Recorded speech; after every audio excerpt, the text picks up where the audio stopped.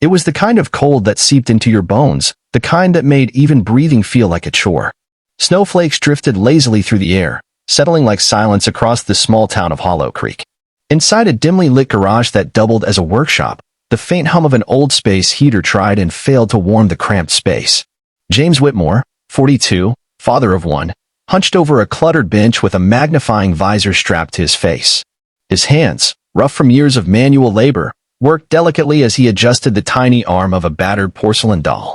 He didn't know her name, just that she was small, maybe 6, with curly brown hair and eyes too big for her face.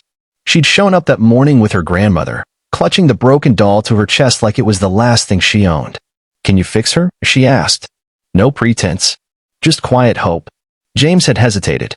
His tools were old. The parts for something like this, rare. And he had bills piling up, a landlord growing impatient, and a daughter at home who'd started skipping meals to save food. But something in the girl's eyes reminded him of his own little Emma, back when things were good. Before his wife's cancer. Before the hospital bills. Before the layoffs. So he nodded. "I'll do my best." Hours passed. He scavenged parts from old trinkets, replaced a shattered joint with a recarved wooden peg, painted a missing eye with painstaking care. His stomach growled, but he kept going. Not for the money, the grandma only had a few crumpled bills, but for the look on that little girl's face when she might see her doll whole again. When he finally finished, it was nearly dusk. The girl squealed when he handed her the doll, now cleaned and beaming, her once limp arm raised in a mock wave. The grandmother's eyes welled up. "You didn't have to go this far," she whispered. James smiled faintly. She deserved to feel like someone cared. They left with grateful smiles. James returned to sweeping the floor, more tired than satisfied. That night, as he and Emma shared their last 2 slices of toast and some leftover soup, James heard the unmistakable sound of a helicopter. No, deeper. He stepped outside and squinted into the darkening sky.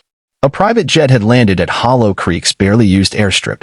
Minutes later, a sleek black SUV pulled into his driveway. "Mr. Whitmore?" a man in a tailored coat asked, stepping out. "My employer would like to speak with you." James blinked. "I think you have the wrong guy." The man smiled. "She doesn't think so." In the warm cabin of the jet, James met Margaret Belmont, the grandmother. Only, she wasn't just a grandmother. She was Margaret Belmont, billionaire philanthropist, owner of a global toy empire. "I didn't want to test you," she said gently, "but I needed to find someone like you. Someone who saw value where others see trash. Someone who fixes what's broken, even when it doesn't pay." She slid a folder across the table. "You passed." Inside were documents offering James the position of lead toy restoration specialist for her foundation, restoring toys for children in hospitals, shelters, and war zones. Full salary. Benefits. A home for him and Emma in the foundation's nearby housing campus. He stared at the offer, speechless. Margaret smiled. "You didn't just fix a doll today, James. You fixed something in me. Something I thought was gone in this world." The next morning, the garage was still cold. But James didn't notice. He was too busy packing, too busy watching Emma dance around the living room, too busy calling the landlord to say, "We won't be needing the extension after all." He didn't post about it, didn't brag. But word spread fast in Hollow Creek.